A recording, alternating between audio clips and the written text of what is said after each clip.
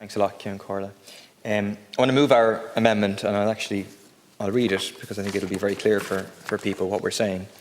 That we delete the current motion agreeing to the current inadequate carbon budgets, and we replace it with, having reflected on the most recent IPCC report, declines to accept the carbon budgets presented for 2021 to 2025 and for 2026 to 2030, as they are not aligned with the state's commitments entered into at the treaty signed in Paris in 2015, and call on the Minister to consult with the Advisory Council and amend the budgets accordingly, and further calls for a revision in the third budget to ensure it reflects our climate obligations based on the latest science and the principles of climate justice. I mean, listening to this debate, I just have to ask, what are we doing here? We're days after the third working group report of the IPCC. The co-chair tells us that it's now or never if we're going to avoid going over 1.5 degrees. The UN Secretary General very adroitly puts it that, and accurately, government and business leaders are saying one thing but are doing another. Simply put, they are lying. The IPCC report is very clear that we are on a trajectory to absolute disaster, absolute catastrophe, and that the only thing that can avert that is deep economic and structural changes. In other words, a complete revolution in terms of how our society, how our economy is organised. But instead, we, certainly most of the people here in the political parties, including the Green Party, and the world, are just rearranging the deck chairs on the Titanic. I mean, even worse than that, in a sense, we're pushing the Titanic further into the iceberg, pushing it further into the water by signing up with the EU, signing up for a long-term deal with the US, working to ensure demand for 50 billion cubic metres of US liquefied natural gas until at least 2030, signing up for more fossil fuels, more fossil fuel infrastructure that will then have to be used in order to produce a profit for decades. And what we have before us is not in line with science. It's simply not. And the chair of the Climate Committee, a member of the Green Party, earlier on anticipated that we and People Before Profit would make this argument, that the budgets presented are not adequate. He knew we'd do it because he was there in the committee when scientist after scientist said very clearly this is not enough. This is not going to contribute to staying under 1.5 degrees of global warming. He went on to say, he doesn't think free public transport is the answer, or that'll help, or he doesn't think that banning data centres will help. I happen to think they will. I happen to think that what we need on a global basis is a significant reduction in energy usage and material throughput. But that can be done in a way that improves people's lives with measures like free public transport, with measures like a 4-day week without loss of pay, with measures like retrofitting and so on, with measures like saying, no, we don't need the data centres with all the algorithms and everything else. Let's use the energy that we have to actually improve people's lives. But fine, Deputy Levin doesn't agree with those measures, no problem. But let's at least start with carbon budgets that are based on science. And then let's work out what policies we do to get there. But we don't have that. It's a complete, abject failure by the government and by the Green Party in government to bring forward carbon budgets that simply don't measure up. So what is contained in the carbon budgets is less than what's in the programme for government. What's in the programme for government is less than the EU commitments. What's in the EU commitments is less than what's demanded in Paris.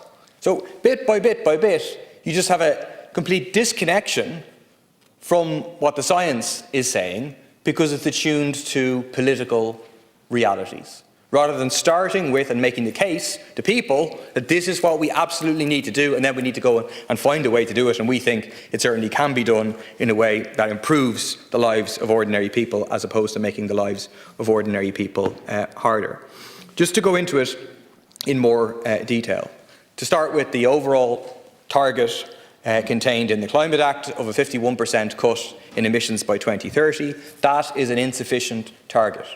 It is particularly an insufficient target when you take into account the obligations set out in Paris to reflect equity and the principle of common but differentiated responsibilities and respective capabilities in the light of different national circumstances, i.e. Ireland is a developed country, the 5th wealthiest country in the world per capita of GDP. Obviously, most people don't feel that. It's the billionaires that feel that. But therefore, we need a much faster trajectory. We should be aiming for a zero carbon economy by 2030. Secondly, the budgets make no provision or account for emissions from shipping or aviation. Particularly for a country like Ireland, that is quite an omission. We're just going to ignore these emissions over here. We're not going to count them on our balance sheet. Other people aren't going to count them. Other countries aren't going to count them on their balance sheet. And that way we all sail on towards catastrophe, our eyes very much wide open, but everyone can pat themselves on the back that they had a carbon budget and so on. The carbon budgets use a baseline of 2018, not 1990, which is what we should be using, not even 2015 when the Paris Treaty was signed. The consequence of that is that we get higher budgets than we would otherwise be allowed if we based ourselves on a baseline of 2020. Even to take the government's own programme for 7% per annum cuts, it doesn't even include that. So Barry McMullen, eminent scientist, calculates that they amount to an average of 6% reductions per year.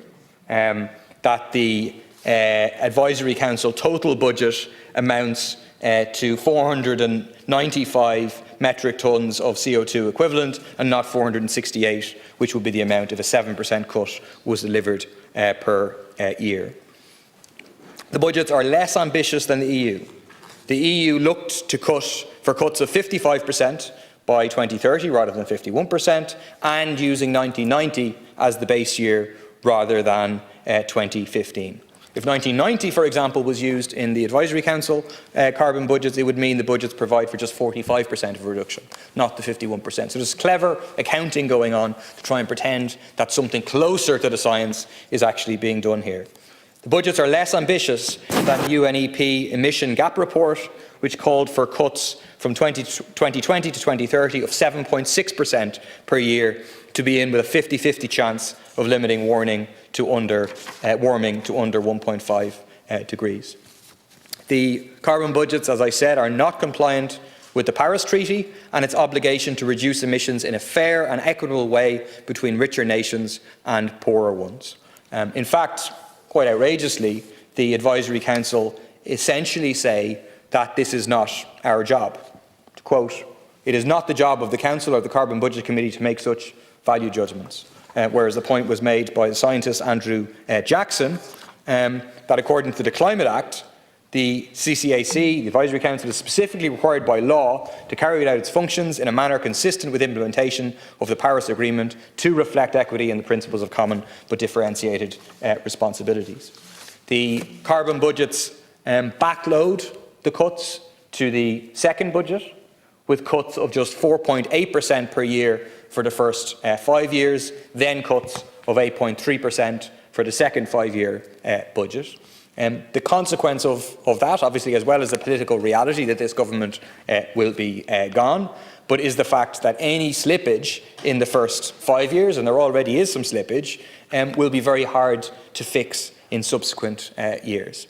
Obviously, some stuff takes time, no question, but there's things that could be done immediately, like, for example, free public transport, begin to roll out mass retrofitting and so on. Very concerningly, again, it's a point made in the recent IPCC report, is that the whole world, including these carbon budgets, are reliant upon the deployment of vast, unproven technologies in the future to deliver net zero by 2050. The Advisory Council itself admits that future targets rely on carbon capture and storage technology and massive carbon sequestration and land use that is neither planned for nor possible at present. That is like relying on a future fairy tale presented to us by some of the kind of techno-modernists who suggest we don't really need to worry about today because a magic solution is around the corner, as opposed to dealing with the science that is presented before us.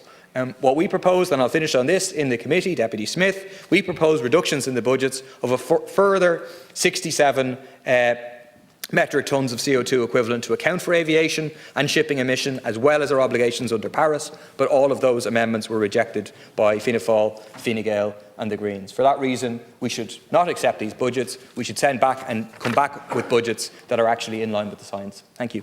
Thank you, Deputy Murphy.